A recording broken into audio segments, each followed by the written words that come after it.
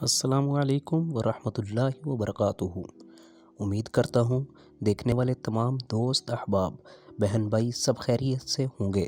ہم نے آج سے شہاب نامہ جو کہ قدرت اللہ شہاب صاحب کی تحریر کردہ ایک بہت ہی پر اثر کتاب کو بیان کرنے کا بیڑا اٹھایا ہے، تو آئیے چلتے ہیں آج کی پہلی قسط کی طرف۔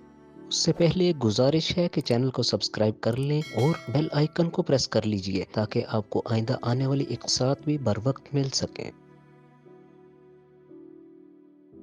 جون 1947 میں میں نے باقاعدہ ایک ڈائری رکھنے کی ترہ ڈالی۔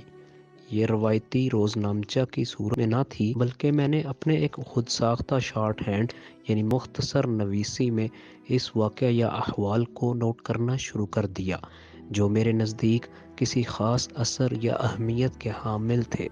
رفتہ رفتہ یہ میری عادت ثانیہ بن گئی۔ ایک روز میں نے اپنے ان کاغذات کا پلندہ ابن انشا کو دکھایا تو وہ بہت ہنسا۔ میری مختصر نویسی میں درج کی ہوئی کوئی بات تو اس کے پلے نہ پڑی، لیکن یہ ضرور پوچھا 9 جون کی تاریخ سے یہ ڈائری شروع کرنے میں کیا راز ہے۔ اس وقت تو میں نے اسے کچھ نہ بتایا، البتہ جو صاحب اس کتاب کا آخری باب چھوٹا منہ بڑی بات پڑھنے کا بوجھ برداشت کر لیں گے، ان پر اس تاریخ کی حقیقت از خود منکشف ہو جائے گی۔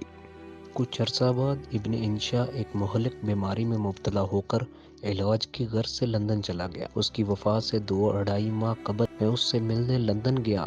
یہ ہماری آخری ملاقات تھی۔ ایک روز اچانک ابن انشا نے کسی قدر مزاحیہ انداز میں اپنی زندگی کا جائزہ لینا شروع کر دیا اور پھر سنجیدہ ہو کر کہنے لگا کہ اگر کسی ترتیب سے اسے دوبارہ دنیاوی زندگی مل جائے تو وہ اسے کس طرح گزارنا چاہے گا۔ اس کی تشنہ تکمیل تمناؤں، آرزوؤں اور امنگوں کی تفصیل اتنی طویل تھی کہ اسے سناتے سناتے آدھی رات بیت گئی۔ اس کے بعد اس نے مجھ سے پوچھا کہ اگر تمہیں دوبارہ زندگی نصیب ہو تو اسے کس طرح بسر کرنا چاہو گے۔